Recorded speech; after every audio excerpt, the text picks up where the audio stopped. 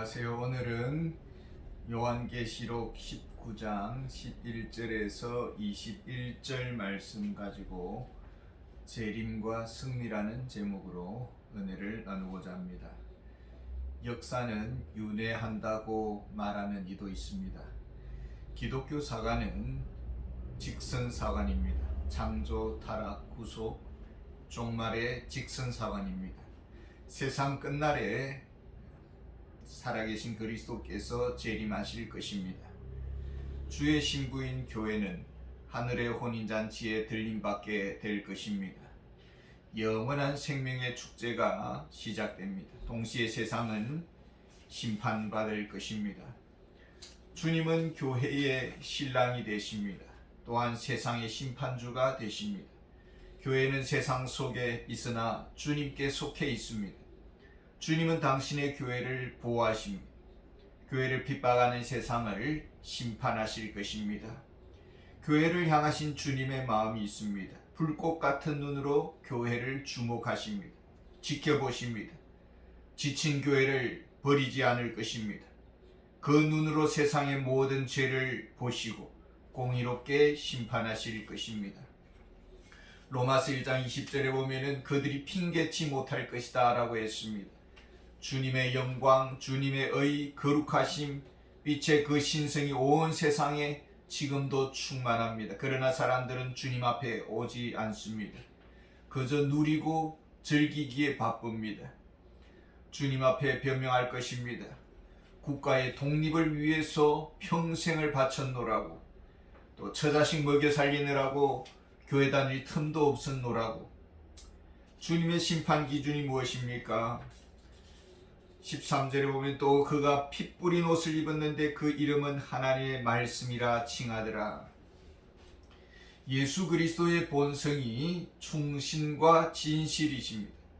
죄를 알지 못하시는 그리스도, 예수 그리스도는 진리가 되십니다. 그의 말씀이 진리이고 그의 행위가 진리이고, 신부인 교회는 진리의 기둥과 터입니다.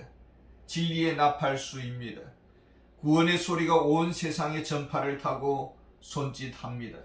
하나님의 말씀이 기준입니다. 그리스도가 기준입니다. 주의 심판에는 관용이란 없습니다. 말씀을 거역한 것이 죄이고 구원주를 거부한 것이 죄입니다. 자기 의에 도취했습니다. 십자가의 복음을 거역했습니다. 비방했습니다. 세력화하여 교회를 무너뜨리려고 했습니다. 세상에는 두 종류의 군대가 있습니다. 십자가의 군대가 있고 또 하나는 사단의 군대가 있습니다. 심판주께서 깃발을 흔드시고 오실 것입니다. 그 뒤를 십자가 군대가 따라갑니다. 십자군의 그 표식은 순결입니다.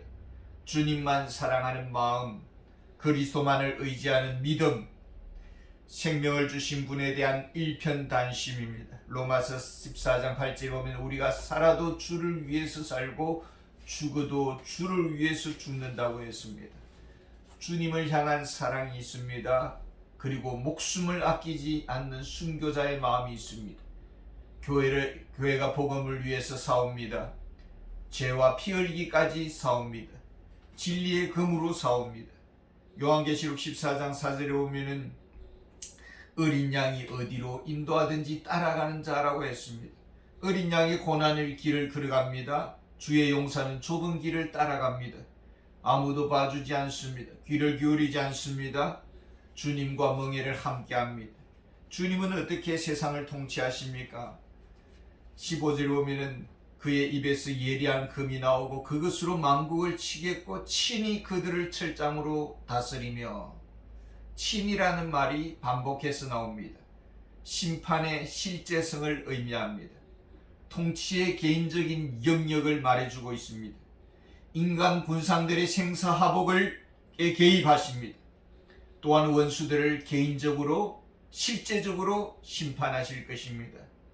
하나님은 역사의 주가 되십니다.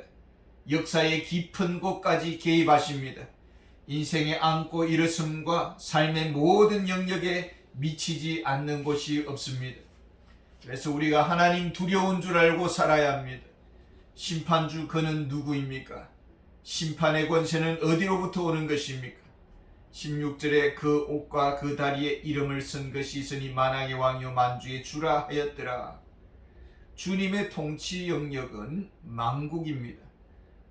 통치적 주권은 미치지 않는 곳이 없습니다. 모든 왕들 가운데 왕이시고 모든 주들 가운데 주가 되십니다. 핸델의 메시아 곡이 연주될 때에 영국의 엘리자베스 여왕은 일어섰습니다. 자신은 영국의 여왕일 뿐이고 우리 주님은 만왕의 왕이시다라고 고백했습니다. 최후의 심판에서 정죄받는 자들이 있습니다. 그 말로가 어떻게 될까요? 17절에 보면은 또 내가 보니 한 천사가 태양 안에 서서 공중에 나는 모든 새를 향하여 큰 음성으로 외쳐 이르되 와서 하나님의 큰 잔치에 모여. 벽제 화장터에는 죽음의 행렬이 이어집니다. 사벨의 통곡 소리로 진동합니다. 전쟁터에서 적군의 죽음은 아군의 승리가 됩니다. 십자가 군대의 승리로 적그리스도의 졸개들은 죽임을 당합니다.